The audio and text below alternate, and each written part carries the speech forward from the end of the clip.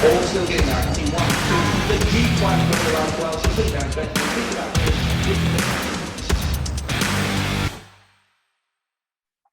G'day punters, welcome back to the MacBet post-operation analysis of the Doomben meeting from Saturday. We're going to change up our format a little bit, get this video a little bit shorter so everyone can consume it nice and easy each week. But joining me as always are the boys, John Mcleod and Tom Henjak. Fellas, how are we?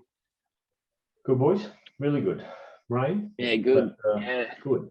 the rain bomb's back. Yep. Yeah. Unfortunately. Absolutely teeming today. So hopefully these tracks can hold up. But you boys have cracked the big time. You're up on the Brisbane Racing Club Twitter and Facebook last week, doing a couple of previews with Nathan Exelby. How'd you go there?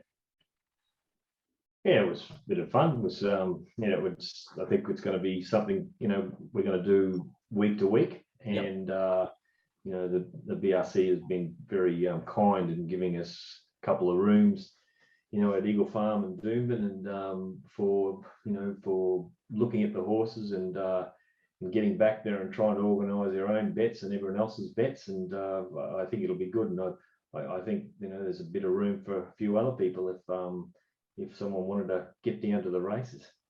Yeah, absolutely. And very forward thinking, bringing people back to the track. It is tempting to sort of sit at home on the computer with the aircon and the cheaper beers and the HD TV feed, but no, nothing really beats being on track. So we previewed race 8 last week, so we're just going to do a quick review of that race. We ended up having a couple of bets. We actually backed the first 3 across the line in 15 rounds, Get the Idea and Snitzify. So that was a half unit play on each of those runners from the yard. I'll let you guys talk us through what you thought of the race. Go, Tom. Yep, I'll go. This was my race as I just grab up the replay on my screen. As the day kind of unfolded, it became kind of apparent early is that the inside was kind of a no-go zone, but the leaders weren't really getting that far off the fence, so it did make it difficult for those to run on. But throughout the first half of the meeting, they started to really use up that first kind of, I'd say 2 to 5 lanes, and it just started to deteriorate. And coming into those last kind of quaddie legs, you just wanted to be finding that fresh ground out wide that no one had really found. And it was just a really good betting race, especially from the yard. I was always going to be kind of against Parksville. It definitely helped his favour that he wasn't able to control in front. I think he ended up in the second pair, but just going out to 13.50 with 42 days between runs, the bandages going on, all the flooding down there in the northern rivers, he was just going to be found a little bit wanting late. So you always kind of were happy to take on him. And then the other 2 in the market were Dubai Pride. I think he kind of held his price in the market due to his wet track ability, but he's no star, that's for sure. And the other one was Gave Us Up. I think he used all his creds last start to his Metro credentials to win a week and average Calandra Sunday provincial race there. So those were the 3 that we were happy to take on in the market, and they all subsequently found themselves on the inside part of the track, thankfully. And yeah, we ended up back in, I think it was a half unit on 15 rounds, Get the Idea and Snitzify. They went at a pretty reasonable clip out in front, and those 3 were the ones finding the better part of the track. And we were on 15 rounds. I think we were on it last week as well at the Gold Coast. Yep. It was on the quick back up here, and it's run a very good race here, third up. It's a kind of a big chunk of a horse, so it was always going to improve third up with a few runs under its belt to get its fitness levels to where it needs to be. But it had the form line go 1G last preparation when Lockwood got the horse, so it's always had a bit of ability. It was just disappointing, kind of the price in the end, I guess. I can probably attest to this. The money was just non-stop for this horse late. It was actually very difficult to back it at some stages. Yeah, it was a bit like that. I think on the previous show with the BRC, we were saying, go Wanji because it's going to be pretty hard to beat. And I think if he actually started that horse, it would have won. He's got a better turn of foot than 15 rounds, so he would have powered over the top of him. But it turned out all right for us because we found the right horses coming to the right part of the track. And as you said, Tom, 15 rounds, he's a big chunk of a horse, and he was always going to improve. And that that backup was probably in his favour. It was just just everything fell into our laps, with this betting in this race. We could have pushed a little bit more, possibly. Even as you said with Parksville, he's got a badly turned out front foot. And it was just something that you just don't want to see, and especially with bandages on a wet track. And then you gave us up. It's sort of been running around, beating up flounder type horses. So 15 rounds went good at the coast the other day, and he's getting fitter. So it was just the right horse. That gets the idea went good. I thought, it tried hard. He's a nice wet track type. I thought it was going to win halfway down the straight, but the other one was just too strong. Yeah, absolutely. It was a cracking race, and the beauty of the yard sort of prevailed there. We got the trifecta. I think they paid around $342. Obviously, we don't recommend any sort of units there, but if you like playing and doing your own thing with exotics, it was a pretty good result there.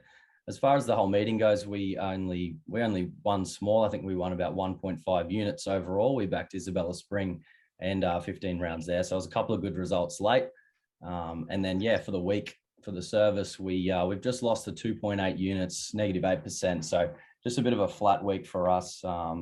Any sort of reasoning behind that, guys? Oh, it's been a tough week. All these tracks trying to work them out, and it's hard to push the button at times. There's a couple there. I should have backed the last winner for everyone, and I didn't. And there was one on Sunday that I should have been betting. You could have backed 2 or 3 horses to back to beat a couple of favourites in a race, and I didn't. But it's all these wet tracks. You're just frightened to push forward on them, and maybe we should have. But that's just it. It's easy in hindsight. Yes, it is.